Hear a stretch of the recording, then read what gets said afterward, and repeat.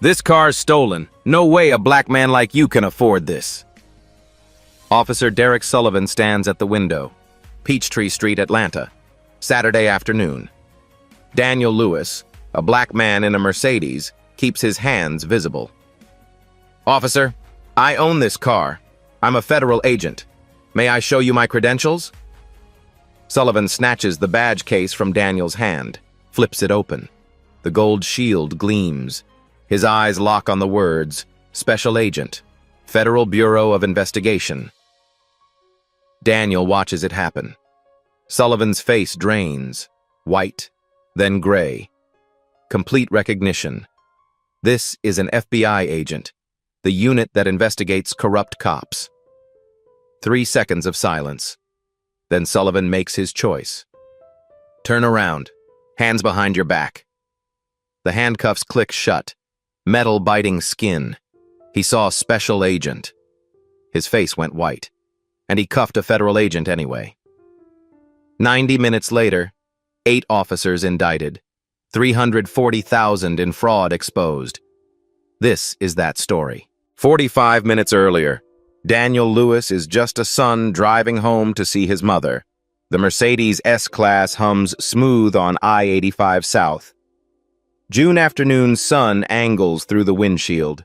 Atlanta sprawls ahead, green and glass and heat shimmer. The speakers play Coltrane, Blue Train, the saxophone lazy and cool. Daniel's window is cracked. Summer air carries that particular Georgia smell, pine and asphalt and approaching storms. His phone rings through the car speakers. Mama. He smiles before he answers. Baby, you driving safe? Always, Mama. His voice is warm, easy. This is home. Be there in 20 minutes. I got your favorite. Peach cobbler, still warm. You didn't have to do that. Hush. You drove 4 hours. I can make cobbler. She pauses. You been working too hard? Daniel thinks about the case files on his passenger seat. 218 cases of police misconduct under investigation. Atlanta Metro PD is number 46 on that list. But Mama doesn't need those details. Not today. I'm good, Mama. Taking the weekend off. Just you and me. Good. You need rest. You sound tired. He's not tired. He's focused. 7 years with the FBI Public Corruption Unit teaches you corruption doesn't rest. But his mother worries enough. I'll be there soon. Love you. Love you too, baby. Drive careful. The call ends. Daniel takes the Buckhead exit. The neighborhood changes immediately. Manicured lawns. Historic mansions set back from tree-lined streets. Old money. New money. The kind of money that builds gates and hires security and sometimes calls the police when someone doesn't belong. Daniel knows these streets. He's studied them. Complaint reports cluster here like a pattern on a map. Traffic stops, vehicle searches, detentions that last too long. The demographics tell their own story. 78% of stops involve people of color. 78% in a neighborhood that's 42% people of color. Statistics don't lie. They whisper. A memory surfaces. Daniel is 10 years old, sitting in the back seat of his father's patrol car. His dad is a cop, 22 years on the force. His father's voice, Son, if you ever get pulled over, and you will, keep your hands where they can see them. Always. Answer clearly. Don't argue. Stay alive first. Prove your point later. Daniel hadn't understood then. He understands now. He stops at a red light. Peachtree and Lenox. The intersection sits in the heart of Buckhead. A Starbucks on one corner, Chase Bank on another, CVS across the street. People walking, shopping, living their Saturday. Daniel checks the time. 3:18 p.m. Right on schedule. In his rear-view mirror, blue and red lights flash. Not sirens. Just the silent pulse of a traffic stop. Daniel's shoulders tense for half a second. Then training takes over. He knows this script. He's read it in 218 case files. He's investigated it across 6 police departments. Today, he's about to live it. He signals right, pulls to the curb, engine off, hands on the steering wheel. 10 and 2. Visible, clear, compliant. The Coltrane fades to silence. The air conditioning ticks down. Outside, Atlanta's Saturday afternoon continues, unaware. Daniel looks in his side mirror. The officer approaches. White male, late 20s, military haircut, hand resting near his weapon. Standard tactical approach for a routine stop. But this isn't routine. Not for Daniel. And in 3 minutes, not for Officer Derek Sullivan either. The knock on the window is sharp, authoritative. 3 hard raps. Daniel presses the button. The window descends. Hot air rushes in. License, registration, proof of insurance, now. Not hello, not good afternoon, not, do you know why I stopped you? Just demands. Daniel's hands don't leave the steering wheel. Officer, may I ask why you stopped me? Just give me your documents. Daniel's voice stays level, calm. I'm reaching for my glove compartment now, moving slowly. He narrates each motion, opens the glove box, retrieves the registration, the insurance card, his license from his wallet. Every movement deliberate, visible. Sullivan takes the documents, steps back. Radio crackles.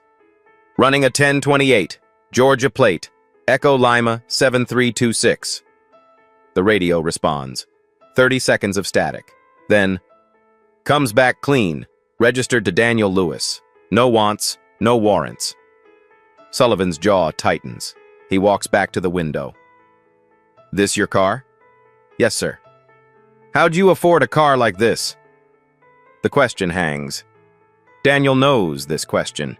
He's read it in complaint after complaint. Different words, same meaning. Officer, I don't have to answer that. Am I free to go? Step out of the vehicle. Sullivan's hand moves to his weapon. Not drawing, just resting. A reminder. Am I being detained? What's the reason for the stop? I'm not asking again. Daniel unbuckles, opens the door, steps out. Slowly. Every movement broadcast. His hands never leave Sullivan's line of sight. I'm reaching for my credentials. Inside my jacket. Federal identification. Hands where I can see them! Daniel freezes. Hands rise, shoulder height, open palms. Officer, I'm a federal agent. My badge and ID are in my inside jacket pocket. I need to show you. Don't move! Sullivan steps forward, reaches into Daniel's jacket himself, pulls out the black leather case. The gold badge catches the afternoon sun. This is the moment. Sullivan flips the case open. His eyes lock on the words engraved below the badge, below the gold shield, below the eagle. Special Agent, Federal Bureau of Investigation Badge, JTF 22856. Daniel watches Sullivan's face drain of color, watches the blood leave his cheeks, white, then gray, like someone pulled a plug. Sullivan's mouth opens slightly. No sound comes out. His hand holding the badge trembles, just barely. But Daniel sees it. 3 full seconds of silence. Traffic passes. A car horn sounds distant. Somewhere a bird calls. But at this curb, this moment, everything stops. Then Sullivan's jaw clenches. His face flushes. Red replaces white. Anger replaces shock. This could be fake. His voice cracks. Lots of people fake federal badges. Daniel's voice stays ice calm. Officer Sullivan, he reads the nameplate. You can call the FBI Atlanta Field Office. Badge JTF 2856. They'll verify my identity in 30 seconds. Sullivan shoves the badge case back at Daniel's chest, hard enough to hurt. I don't need to verify anything. Turn around. Hands behind your back. You're being detained for suspicion of vehicle theft and impersonating a federal officer. I'm not impersonating, I am a federal officer. You're making a mistake. Sullivan pulls handcuffs from his belt. His hands shake. Turn around, now! Daniel turns. Because escalating won't help anyone. Because this is evidence now. Because he knows exactly what happens when black men argue with police officers, badge or no badge. The handcuffs click shut. Too tight. Metal bites skin. Sullivan's breathing is rapid, panicked. The sound of a man who knows he just made a catastrophic mistake but can't stop himself. Daniel's voice stays quiet. You're violating my civil rights, on camera. He nods toward the dash cam. Sullivan leans close, whispers, Shut up. Just shut up. People are stopping. A woman in a Starbucks apron steps onto the sidewalk. A teenager pulls out his phone. Then another. Then 5 more. The moment is being recorded. Officer Derek Sullivan just handcuffed a federal agent. He saw the badge. He read Special Agent. His face went white. And he did it anyway. The dashcam timestamp reads 15:21:33. Everything that happens next becomes inevitable. The crowd builds. 3 people. Then 8. Then 15. A woman shouts from the Starbucks entrance, Hey, what's going on? A teenage boy raises his phone. Yo, they got this man in cuffs for nothing. Daniel sees the cameras, adjusts his strategy. His voice lifts, louder now, clear, every word chosen for maximum legal impact. My name is Daniel Lewis. I am a special agent with the Federal Bureau of Investigation, Public Corruption Unit. Badge number JTF 2856. I am being unlawfully detained without probable cause. Sullivan spins toward him. Shut up. Daniel continues, steady. Officer Sullivan examined my federal credentials. He saw my badge. He read the designation Special Agent. And he handcuffed me anyway. I said shut up. I am documenting this detention for federal review. This officer is violating Title 18 United States Code, Section 242, deprivation of rights under color of law. A man in the crowd shouts, He showed you his badge? Man, what are you doing? Sullivan's face reddens. This could be fake. These criminals are sophisticated. A woman with shopping bags. Call your supervisor. Just verify it. I don't take orders from civilians. Daniel keeps his voice level, authoritative. Officer Sullivan, I'm formally requesting your supervisor. I'm also requesting you call the FBI Atlanta field office. They will verify my identity in under 1 minute. Sullivan's radio crackles. Dispatch. Unit 2831, do you require backup? Sullivan's hand hovers over the radio, then pulls away. He doesn't respond. The crowd sees it. Phones capture it. The hesitation, the fear. A patrol car arrives. Lights, but no siren. A younger officer steps out. Mid-20s. Nervous eyes. Name tag reads Rodriguez. Derek, what's the situation? Sullivan's voice is tight, defensive. Suspect claims to be FBI. Car's probably stolen. Credentials might be fake. Daniel addresses Rodriguez directly. Officer Rodriguez, your partner examined my federal badge, gold shield, FBI seal, special agent designation, badge number JTF 22856. He can confirm this. Rodriguez looks at Sullivan.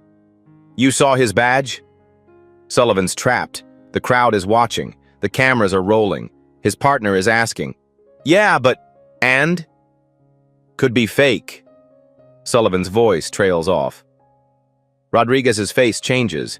Concern replaces confusion. Derek, maybe we should call it in. Verify through dispatch. This is... I'm senior officer here. Stand down. A woman in the crowd is live streaming. Her voice carries. He admitted seeing the badge. This is insane.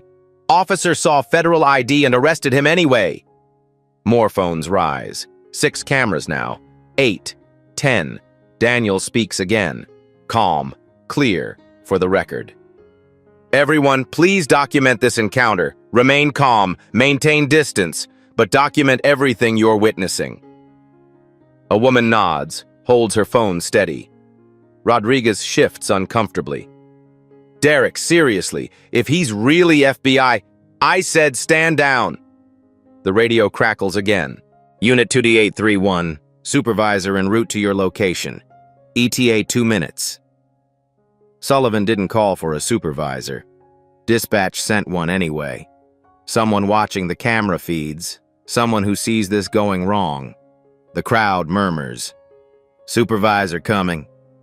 About time. This cop is done. Daniel stands perfectly still, hands cuffed behind his back, face neutral, voice steady. He's no longer just a victim. He's a federal agent building a case. Every second of this detention is evidence. Every witness is a statement. Every camera is testimony. Sullivan paces. 3 steps toward his patrol car, 3 steps back. His hand keeps moving to his radio, hovering, then dropping. He's trapped and he knows it. If he releases Daniel now, he admits the arrest was wrong. If he doesn't release Daniel, the supervisor will do it for him. Either way, his career just ended at Peachtree and Lenox. A sedan pulls up. No lights. Unmarked. A supervisor's vehicle. Sergeant Todd Williams steps out. Mid-40s. Gray in his hair. 20 years of wear on his face. He looks at the crowd, the phones, the cuffed man standing calm and still. The 2 officers, one defiant, one uncertain. Williams walks straight to Daniel. Not to Sullivan. That's the first sign. Supervisors always go to their officers first. Always. But Williams walks to Daniel. Sir, I'm Sergeant Williams. May I see your credentials? Daniel nods toward his jacket pocket. Inside jacket, black leather case, badge and ID. Williams retrieves it carefully, opens it. His face is already tense, already knowing. The dispatcher probably briefed him. Federal agent, unlawful detention, crowd filming. Williams reads aloud, for the body cameras, for the record. Special Agent Daniel Lewis, Federal Bureau of Investigation. He pauses, reads lower. His voice drops. Public Corruption Unit, Civil Rights Division. His eyes snap up to Daniel's face, then to Sullivan. Back to Daniel, back to Sullivan. Public Corruption. The unit that investigates police departments. The unit that sends cops to federal prison. Sullivan's face goes from red to white again. Williams's voice is barely controlled. Derek, my office. What did you do? The crowd holds its breath. Phones record. The moment crystallizes. One traffic stop. One badge reading Special Agent. One officer who saw it, went white, and handcuffed the agent anyway. And now, accountability arrives. Williams pulls Sullivan aside. 10 feet from Daniel. Low voices, but the body cameras catch everything. Derek, do you know who this is? Sullivan's voice is defensive. Quiet. Some guy claiming to be... This is Special Agent Daniel Lewis, FBI Public Corruption Unit.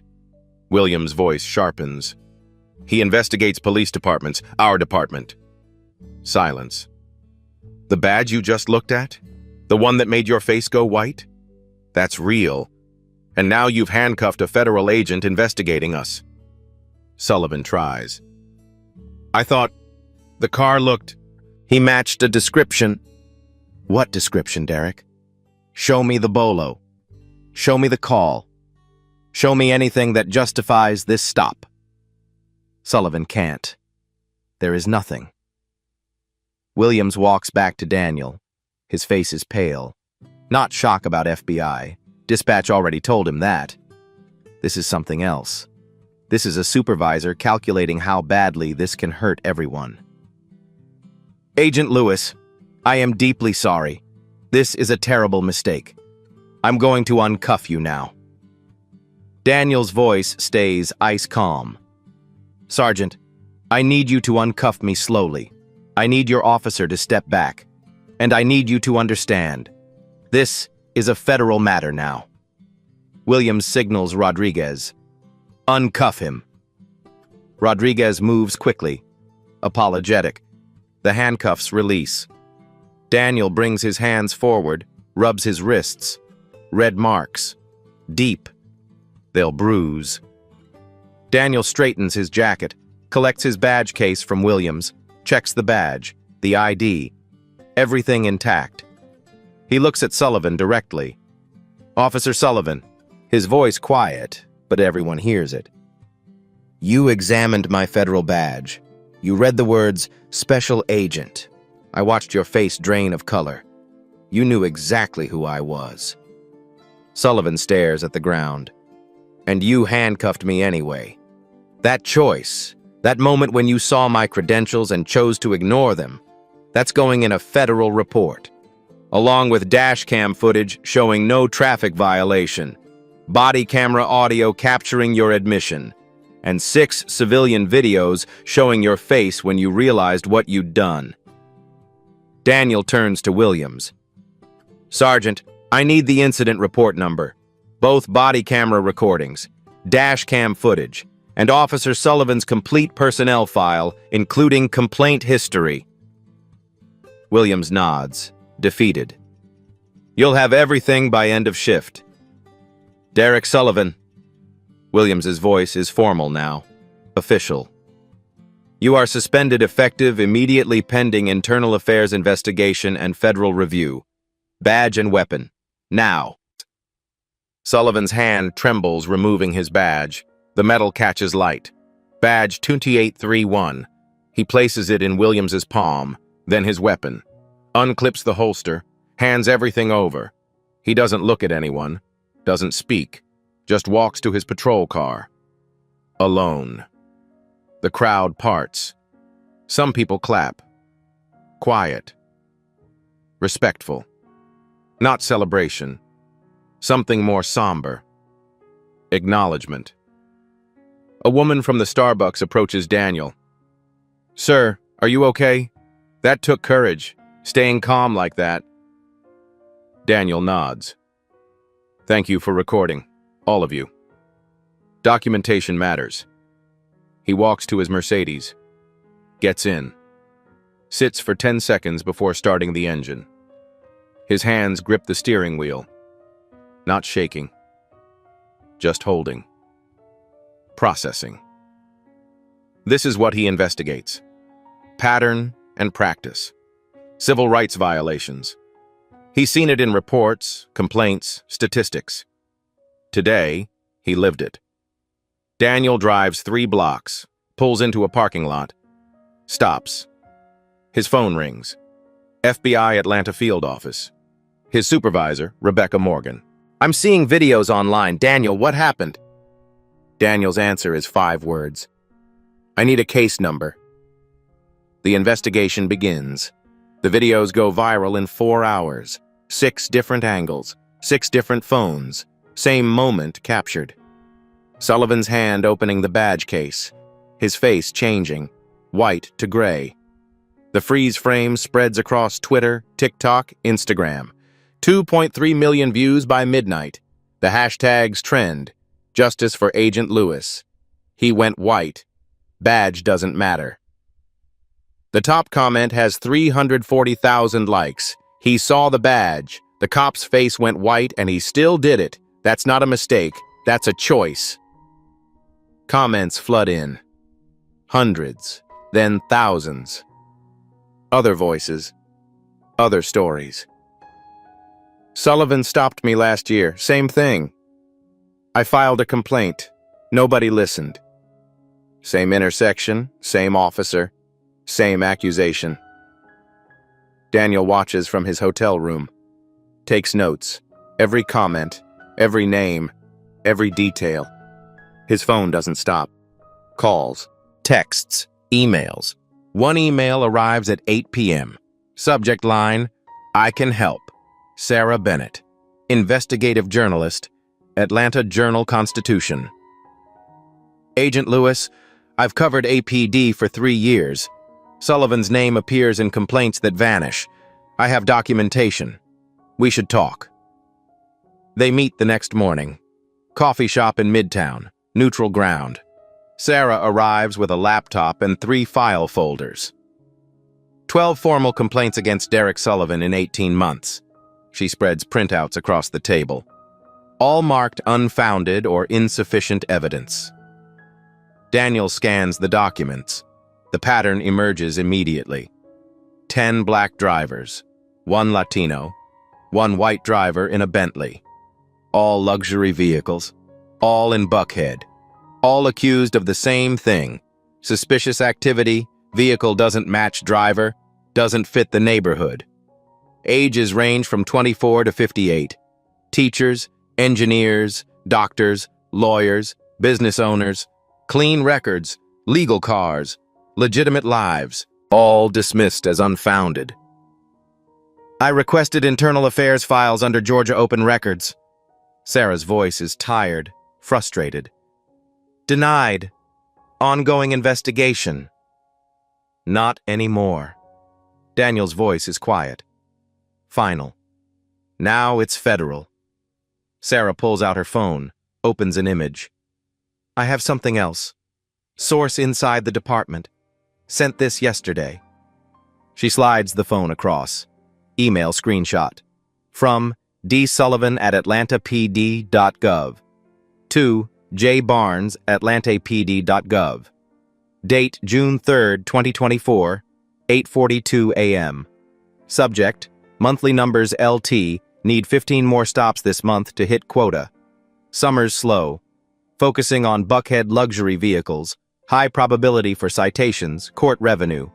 Any suggestions? Reply from Lieutenant Barnes, 9:15 a.m. Do what you need to do, Sullivan. Just keep it clean. No complaints I can't dismiss. Daniel reads it twice. Quota system. Technically illegal in Georgia, Sarah says, but they call it performance standards. Federal civil rights law doesn't care what they call it. Daniel's jaw tightens. This is systematic, incentivized discrimination. Sarah opens her laptop. More documents. I pulled traffic stop data. District 5, past 18 months. Sullivan averaged 38 stops per month, highest in the district. 76% of his stops. People of color in luxury vehicles. District average is 43%. State demographics? 32% people of color. The numbers tell the story. This isn't implicit bias. This is explicit targeting. Daniel's phone buzzes. FBI tech team. We obtained CCTV from 3 businesses at the intersection. Sending files now. He opens his laptop.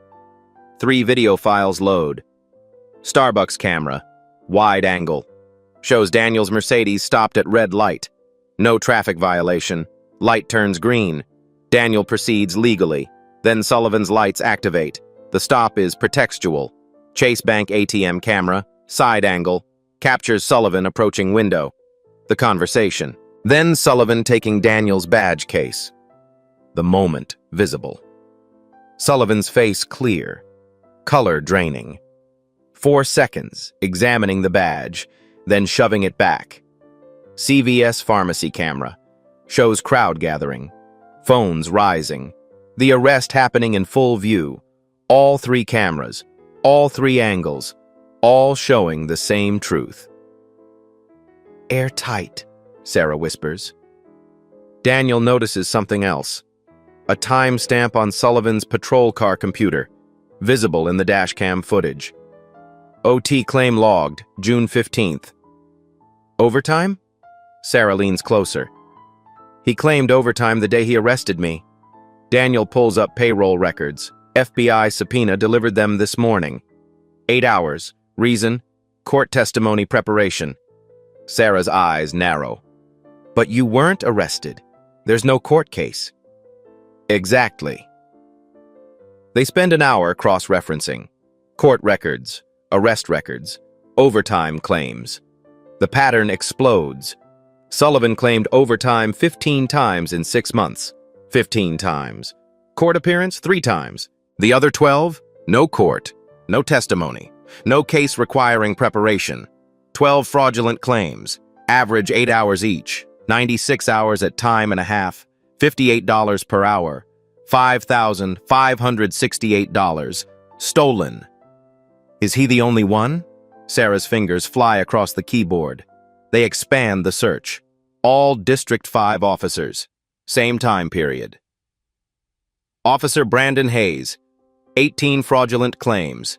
$8,323. Officer Nicole Martinez. 22 fraudulent claims. $9,845. By lunch, the list grows. 8 officers total. 231 fraudulent claims. 16 months. Total stolen. $340,892. Sarah sits back, stares at the screen. This isn't just racism. This is organized fraud. Daniel's voice is cold, clinical. Wire fraud. Each paycheck is a separate count. Federal jurisdiction. And the person approving these claims? Sarah highlights the signature line. Lieutenant Barnes. The same Barnes who emailed Sullivan, "Do what you need to do. Keep it clean." And secondary approval. Daniel's voice trails off. He sees the name. Sergeant Todd Williams, the supervisor who released him, who apologized, who called this a terrible mistake. Williams signed off on 83 fraudulent overtime claims, $56,203 worth. When Williams apologized at the scene, Sarah says quietly, he wasn't just sorry about your arrest. He was covering his own ass. Daniel closes the laptop. This is bigger than one traffic stop. If you've ever felt the system protects the wrong people, keep listening. The next piece of evidence will make you angry. Daniel calls Rebecca. We need to expand the case. It's not just civil rights. It's public corruption, wire fraud, organized theft of taxpayer money. Rebecca's voice is sharp, focused. How much money? $340,000. 8 officers. Coordinated fraud over 16 months. Silence on the line. Then, I'm calling the U.S. attorney. This just became a grand jury case. Daniel hangs up, looks at Sarah. They thought the system would protect them. Like it protected 12 complaints. Like it protected quota emails. Like it protected everything. Sarah's already writing. Her article. Front page. Tomorrow morning. Pattern of discrimination. One traffic stop unravels Atlanta PD culture of impunity. The story breaks at 6 a.m. 500,000 shares in 24 hours. The system can't hide anymore. Day 8. The union fights back. Fraternal Order of Police Lodge 23 holds a press conference. 10 a.m. Their building. 15 uniformed officers stand behind the podium. A show of force, solidarity. The thin blue line. Union President Mike Patterson speaks. Gray hair, strong jaw, voice practiced. Officer Derek Sullivan is a decorated member of our force with 6 years of exemplary service, multiple commendations. These allegations are baseless and politically motivated. Behind him, a screen lights up. Slideshow, Daniel's face. His case history. 6 police departments investigated. 4 resulted in federal charges. 23 officers convicted or pleaded guilty. Patterson's voice hardens. Agent Lewis has a documented history of targeting law enforcement. This appears to be a personal vendetta, part of a federal agenda to undermine local policing and destroy the careers of good officers doing difficult, dangerous work. A reporter shouts, "But the dash cam shows no traffic violation. Body camera shows Sullivan saw the FBI badge. Witnesses say his face went—" Patterson interrupts. Officer Sullivan had reasonable suspicion based on his training and experience. Federal credentials can be forged. He followed protocol by detaining the subject until verification could occur. Another reporter. But Sullivan never called for verification. He never radioed. Officer Sullivan acted appropriately under stressful circumstances. Agent Lewis is using his federal position to bully a hard-working officer. This is an abuse of power. The press conference ends. The video spreads. Fox News picks it up. Conservative talk radio. The narrative shifts. Daniel goes from victim to villain in 2 hours. City Councilman Richard Hayes tweets within minutes. FBI overreach. Local matters should stay local. Agent Lewis seems more interested in headlines than justice. Backs the blue. 45,000 retweets. The mayor's office releases a statement. Carefully neutral. Politically safe. We support both our dedicated police officers and federal oversight. The process must be fair to all parties. We have confidence in both APD and the FBI to conduct thorough investigations. Translation. We're staying out of this. Daniel's phone rings. Rebecca, his supervisor. I'm getting calls from the deputy director. Richard Hayes contacted Georgia's senators. They contacted DOJ. Everyone wants to know if this case is worth federal resources. 12 victims. Systematic violations. 340,000 in fraud. Yes, it's worth it. I agree, but Daniel, watch your back. They're going to try to discredit you. Let them try. I'm serious. They'll dig into your cases, your personal life, anything to make this about you instead of Sullivan's actions. Daniel ends the call, sits in his hotel room. The pressure is building. Day 9. He notices the car, dark sedan, tinted windows, follows him to the coffee shop, to the FBI office, back to the hotel. 3 days in a row, same car. He runs the partial plate, comes back to a private security firm, the same firm that contracts with Atlanta PD. That night, a note slides under his hotel door. Block letters, simple, direct. Drop it, or your mother pays. We know where she lives. Daniel stares at the note. Doesn't feel fear, feels clarity. When they threaten family, you know you're close to something big. He calls his mother, arranges FBI protective detail. She refuses at first. Baby, please, it's just a traffic stop. Let it go. Mama, it's not just me anymore. There are 12 other people. More we haven't found yet. Her voice breaks. And what about you? What if they hurt you? They're trying to scare me. That means we're getting close. You sound like your father. She's crying now. And doing the right thing got him killed, baby. The words land heavy. True. Daniel's father died in the line of duty 15 years ago. Doing the right thing, standing up to corruption in his own department. He taught me, do the right thing even when it's hard. Especially when it's hard. I love you, Mama. The agents will be there in an hour. Please go with them. Sarah faces pressure too. Anonymous calls, heavy breathing, hang-ups, 4 times in 2 nights. Her editor calls her in.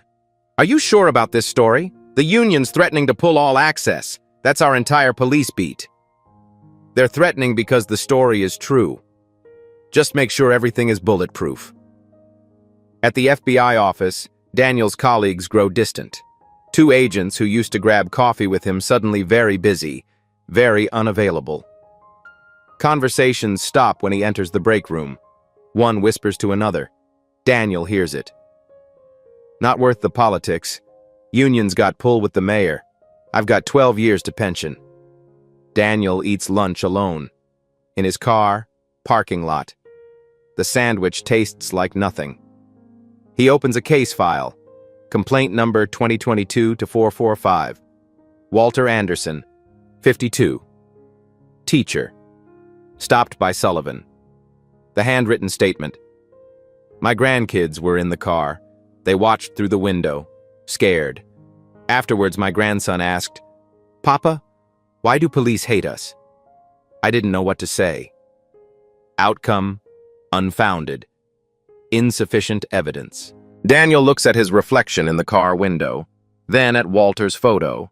Both black men, both professional, both didn't fit someone's assumption. His phone buzzes. Email from Jerome Thompson, 28, software engineer, stopped by Sullivan in 2023. Agent Lewis, I found 2 more people who were stopped by Sullivan. They're ready to talk if you need them. Daniel closes his eyes, breathes. His father's voice, a memory. You can't save everyone, son, but you can save someone. And sometimes, that someone is worth everything. Daniel starts the car, drives back to the office, opens his laptop, types.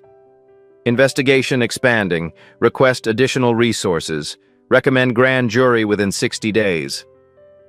Hit send. No turning back. Night 10. Daniel can't sleep. The hotel ceiling fan turns, slow circles. The ice machine hums down the hall. Atlanta's ambient sound filters through thin walls, sirens, traffic, the city that never quite goes quiet. His phone rings, 11:47 p.m. Mama. She never calls this late. Mama, you okay? She's crying. Baby, they came to the house. Daniel sits up.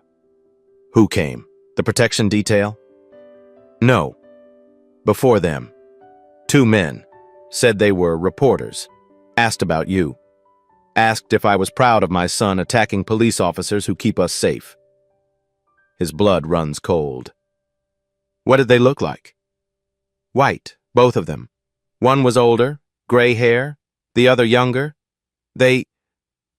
One of them looked at the house number, wrote it down. Then he smiled at me. It wasn't...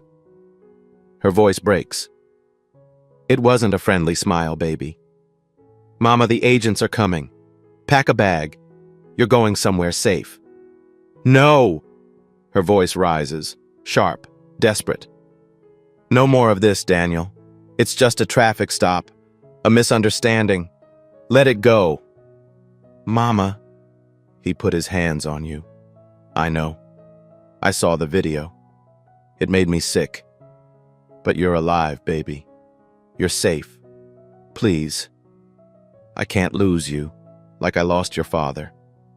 Silence stretches between them, heavy, painful. Mama, it's not just me. There are 12 other people this officer did this to, probably more. People who complained and got ignored. And what about your life? Your job? What if they hurt you? What if... She can't finish. Sobs replace words. I can't let them win by being scared. You sound exactly like your daddy. Her voice is barely a whisper. And it got him killed, baby. Doing the right thing got him killed. Daniel has no answer to that. The truth sits between them. Undeniable. I love you, Mama. I love you too. Please be careful. The call ends. Daniel stares at his phone in the dark room, tears on his face he didn't know were there. Morning comes. FBI Atlanta field office. Daniel walks the hallway. Conversations stop. Eyes avoid his. The cold shoulder isn't subtle anymore. Break room. 3 agents talking. Daniel enters. Silence drops like a curtain. One agent whispers to another. Thinks Daniel can't hear. Not worth it. I got kids. Pension in 12 years. Can't afford to be associated if this goes sideways. The other nods. They leave. Coffee cups abandoned. Daniel pours coffee. Black. The pot is empty now. He doesn't refill it. Just stands there. Holding the cup. Alone. Email from Rebecca. Subject. Deputy Director request. Progress report needed by close of business. Make it bulletproof. Pressure from top is intense. Not how are you holding up? Not we support you. Just make it bulletproof. Lunch. Daniel sits in his car, parking lot, unwraps a sandwich, takes one bite. It tastes like cardboard. He sets it down, listens to Coltrane. Blue Train, the same song from the day of the stop. The saxophone feels different now, melancholy instead of cool. He looks at the files on his passenger seat. 12 complaints, all dismissed. 12 people told their pain didn't matter. Daniel thought fighting for justice would feel righteous. Instead, it feels lonely. But what happens next proves one person is never truly alone. He opens complaint, 2022 to 445. Walter Anderson again. The teacher, the grandfather, the handwritten statement about his 8-year-old grandson asking why police hate them. Outcome: unfounded. Daniel sees his own reflection in the window. Then Walter's photo attached to the file. The same dismissal, the same assumptions, the same system saying, "You don't matter." A text message arrives. Sarah. 3 more people contacted me today. Same officer, same location, same story. They've been waiting for someone to listen. Another email. Jerome Thompson. Agent Lewis, 2 more from my network were stopped by Sullivan. Ready to talk. Daniel closes his eyes, breathes deep, starts the car, drives back to the office, opens his laptop, starts typing. The fight continues. FBI conference room. 2 p.m., day 11. Daniel enters, stops. 6 people wait. Different ages, different backgrounds, same story. Sarah stands with them. Agent Lewis, they wanted to meet you. Walter Anderson steps forward first. 52, gray at his temples, teacher's gentle voice. Agent Lewis, we saw your video. The one where Sullivan's face went white, but he arrested you anyway. We thought we were the only ones. Jerome Thompson next. 28, software engineer, confident, angry. Sullivan stopped me last year, July 2023. Same intersection. Said my Tesla was too expensive for someone like me. Made me wait an hour, searched my car, found nothing. Told me, be more careful. Patricia Wilson, 41, physician, ER doctor, still in scrubs. He stopped me twice, 6 months apart. This doesn't look like your car. It's a BMW. I bought it. I have the title. The second time, he made me stand on the roadside 40 minutes. I had patience waiting. Each person speaks. 3 minutes, 4. Their stories layer. Build. Brandon Davis, 35. Attorney. Stopped in an Audi. Accused of drug trafficking. No evidence. Angela Hayes, 29. Marketing executive. Stopped in a Porsche. Sullivan. Where'd you steal this from, sweetheart?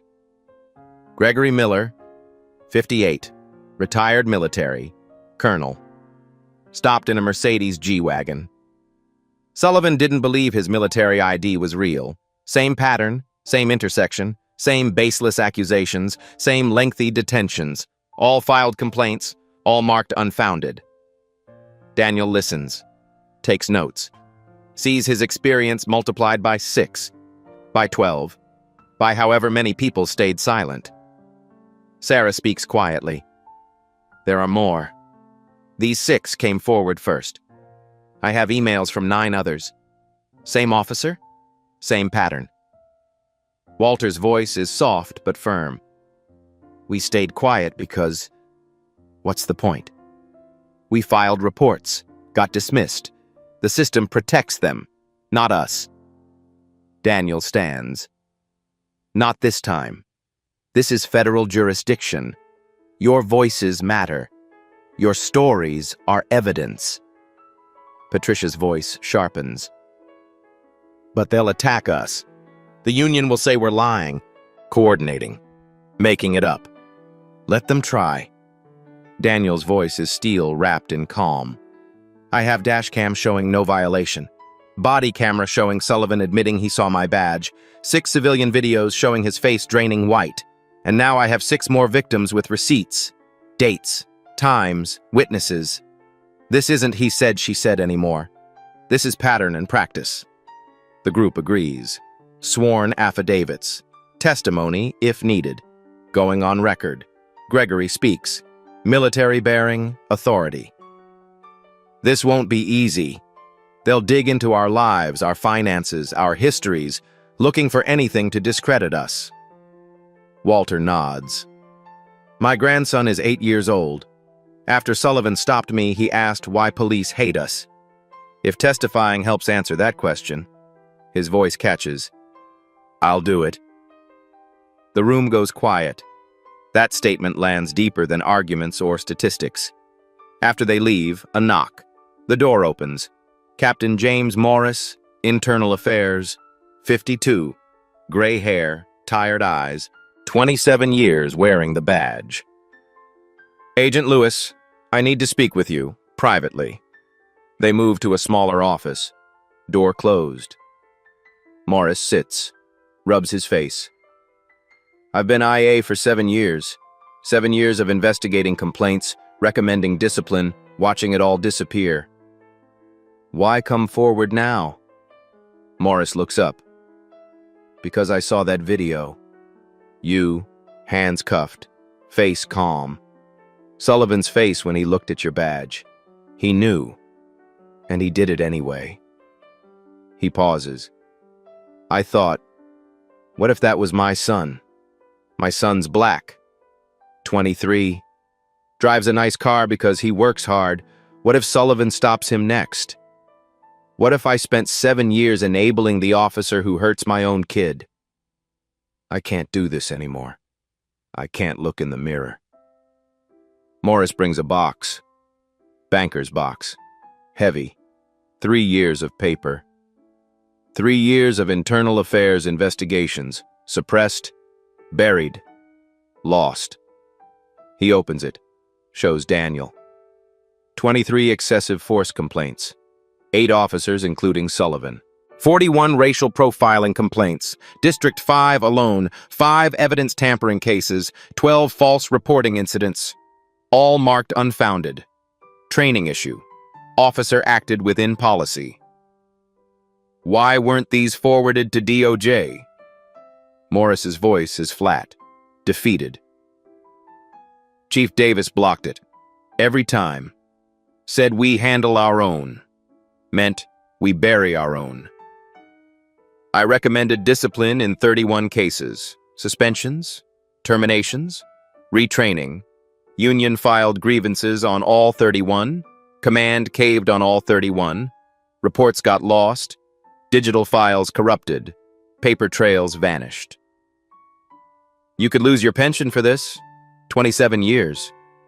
Morris's hand trembles slightly, placing documents on the desk.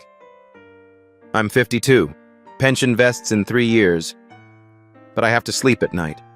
And I can't anymore. Not knowing I'm part of the problem. They shake hands. Morris's grip is firm despite the tremor. Just make it count. Make these files mean something.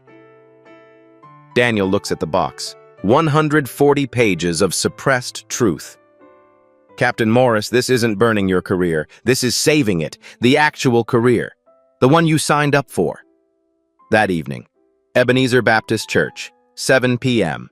200 people attend. Community Town Hall. Justice for all victims. Daniel sits in back. FBI protocol. Can't speak during active investigation. But he listens. Walter speaks from the pulpit. I'm a teacher. I teach kids about civil rights history.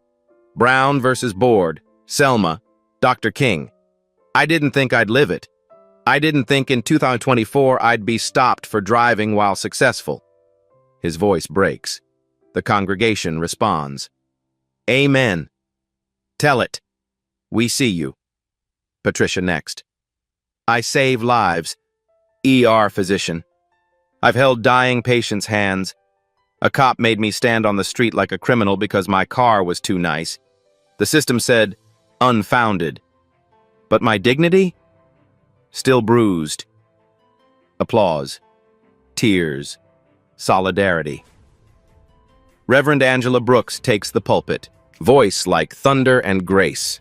We demand mandatory body cameras, no discretion, civilian oversight with subpoena power, ban on quotas, and accountability, real accountability, for Officer Sullivan and every officer who thinks a badge is a license to discriminate. The crowd rises. Applause becomes affirmation. Daniel watches. 200 voices. One demand. The system has to answer now. Sarah can't sleep. 1:30 a.m., her home office, laptop glow in the dark. She keeps thinking about Sullivan's overtime claim. The day he arrested Daniel. 8 hours for court preparation. No court case. She opens Excel, pulls Sullivan's overtime records. 18 months. FOIA request delivered them yesterday. Column A, dates claimed. Column B, reason given. Column C, cross-reference with court dockets. The pattern emerges immediately. Glaring. Impossible to miss. Sullivan claimed overtime for court testimony 15 times. Court records show 3 actual appearances. 12 claims, no court, no testimony, no case. Each false claim, 6 to 10 hours. Time and a half, $58 per hour.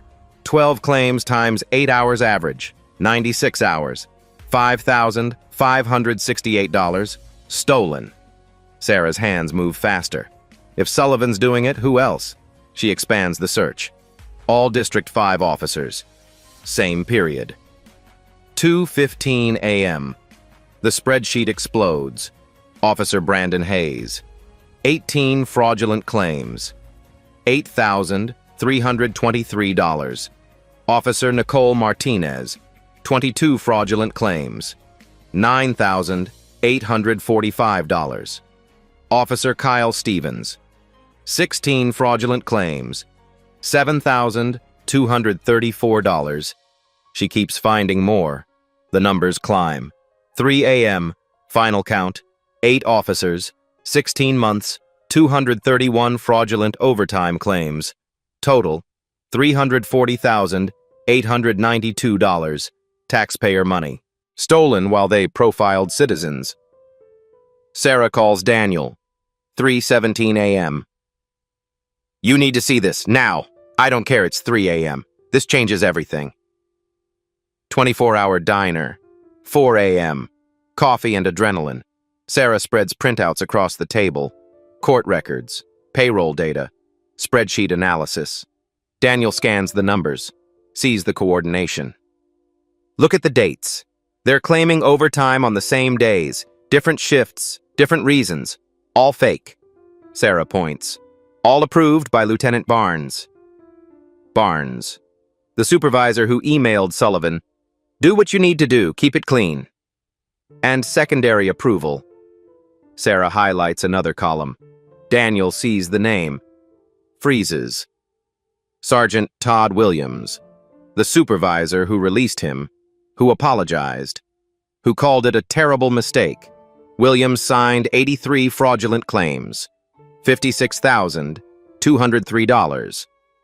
So, when Williams apologized at the scene, he wasn't just sorry about the arrest. Sarah's voice is flat. He was covering his ass. He's dirty too. Daniel leans back. Processes. This isn't just racist policing. This is organized fraud. 8 officers, 2 supervisors. $340,000 stolen from taxpayers. Federal wire fraud, Sarah adds. Each paycheck is a separate count. That's dozens of felony counts. And it gives us leverage. Daniel's voice sharpens. Union can defend racism as needing bias training. They can't defend theft. Daniel calls Rebecca. 4:30 a.m. Daniel, it's overtime fraud. 8 officers. $340,892 coordinated supervised 16 months. Rebecca's voice goes sharp. Awake. Wire fraud. Multiple predicate offenses. RICO applies. This is an enterprise using police positions to commit crimes. Silence. Then, You're saying Atlanta PD District 5 is a criminal organization? I'm saying 8 officers and 2 supervisors systematically defrauded taxpayers while violating citizens' civil rights. They used their badges to steal. That's the definition of public corruption. Send everything. I'm calling the U.S. Attorney at 8 a.m.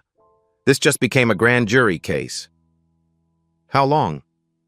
2 weeks. Maybe less. This is big, Daniel. Bigger than one traffic stop. Daniel looks at Sarah across the diner table. Dawn light starting through the windows. Good.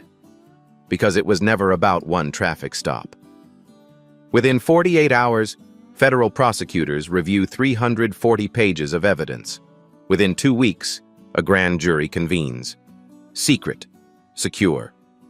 Within 3 weeks, sealed indictments are prepared. And Derek Sullivan, who stopped Daniel Lewis for driving while black, whose face went white when he saw special agent, who handcuffed a federal agent anyway, will face something he never expected. Accountability. Real accountability. Federal accountability. The kind you can't dismiss as unfounded.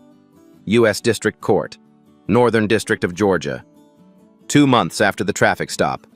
Press conference. 10 a.m. U.S. Attorney Rachel Green at the podium. Federal seal behind her. Cameras everywhere. Screens light up on either side. 8 faces. 8 officers in uniform. Dignified photos turned into mugshots to be. Green's voice is measured. Authoritative. Every word chosen for maximum legal impact. Today, a federal grand jury has returned indictments against 8 members of the Atlanta Metro Police Department and 2 supervisors. The charges scroll as she reads. Derek Sullivan, 6 counts. Deprivation of rights under color of law. 12 counts, wire fraud. Lieutenant Barnes, 8 counts conspiracy. 15 counts wire fraud. 3 counts obstruction. Sergeant Williams, 4 counts conspiracy. 11 counts wire fraud, 5 other officers, various counts totaling 52 charges. Total, 73 federal counts. These officers systematically violated the constitutional rights of citizens while simultaneously defrauding the city of Atlanta of $340,892 in fraudulent overtime payments. Media erupts. Cameras flash. Reporters shout questions. Green's voice cuts through. The evidence shows a pattern and practice of racial profiling targeting affluent Black and Latino drivers. The evidence also shows coordinated fraud spanning 16 months. No one is above the law. A badge is not a license to discriminate. It is not permission to steal. These defendants will face justice. A reporter shouts, "What about the traffic stop that started this?" Green's eyes sharpen. Officer Sullivan examined Special Agent Daniel Lewis's federal credentials on June 15th. Multiple cameras captured Sullivan's reaction when he saw the designation Special Agent. His face visibly changed. He understood who he was detaining, and he proceeded with the arrest anyway. That moment demonstrates the willful nature of these violations. Daniel watches from the back of the press room, Sarah beside him, quiet, observing. Green doesn't name him, doesn't need to. Everyone knows. This investigation began with one person who refused to accept injustice. It expanded because victims found their voices.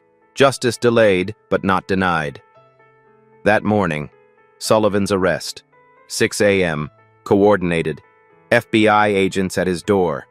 Not Daniel, conflict of interest, but the team Daniel works with. Derek Sullivan, we have a warrant for your arrest. The perp walk happens at Peachtree and Lenox. Symbolic, intentional. The intersection where Sullivan stopped Daniel. Sullivan in handcuffs. The same metal that bit Daniel's wrists. News cameras everywhere. The image spreads. Officer who went white seeing federal badge now faces federal charges. Justice isn't always poetic, but sometimes it rhymes. Bail hearing, afternoon, $50,000. GPS monitoring, surrender badge, weapon, passport. Sullivan's attorney. My client maintains his innocence. These charges are politically motivated. Reporter outside courthouse. Sullivan faces up to 15 years on civil rights charges alone. Additional time for fraud. Atlanta City Hall. Same afternoon. Chief Harold Davis announces retirement. Immediate. 32 years of service ending in disgrace. The mayor interrupts his prepared statement. We're also announcing the city of Atlanta is entering a consent decree with the Department of Justice. Reforms announced publicly. Mandatory body cameras. Civilian oversight board with subpoena power. Ban on traffic stop quotas. Quarterly bias training. Early warning system for complaints. External federal monitor for 5 years. City Council votes 12-3. Consent decree approved. Reverend Brooks releases a statement. This is just the beginning. Indictments are justice, but real change is policy. We'll be watching.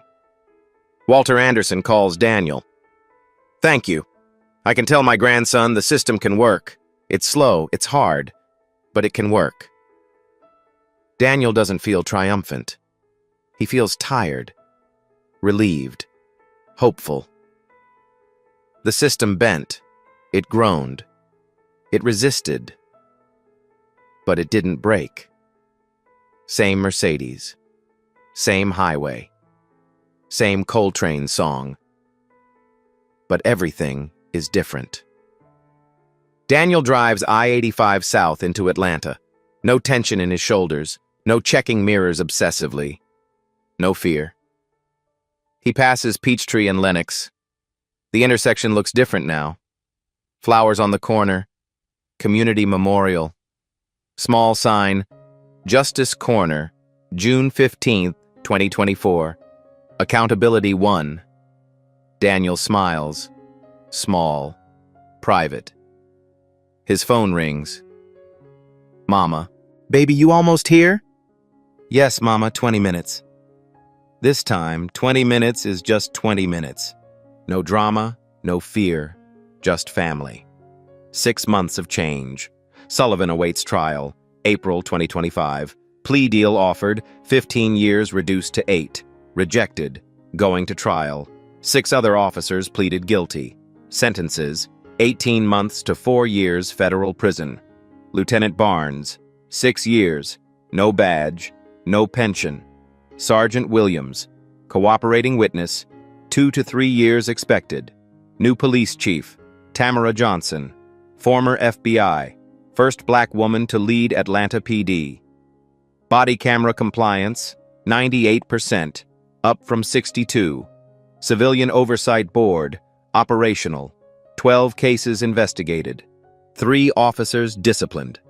Traffic stops in District 5, down 34%. Complaints, down 61%. Real improvement. Imperfect, but real. Daniel arrives at his mother's house. Front porch. Sweet tea waiting. She hands him the glass, sits beside him. I'm proud of you, baby.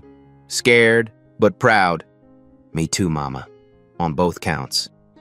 The badge doesn't prove who you are. It proves who you're supposed to be. Sullivan's face went white when he saw Special Agent. He knew, and he chose wrong. But the system, slowly, painfully, chose right. Justice isn't a moment. It's a process. It starts with one person saying, "Not today." It continues with others finding their voices. And it succeeds when institutions decide accountability isn't optional. 6 months later, Daniel drives through Atlanta without fear. That's not heroism. That's citizenship. If this story made you believe accountability can win, share it. If you've ever been treated unfairly by someone with power, know this: you're not alone. Your voice matters.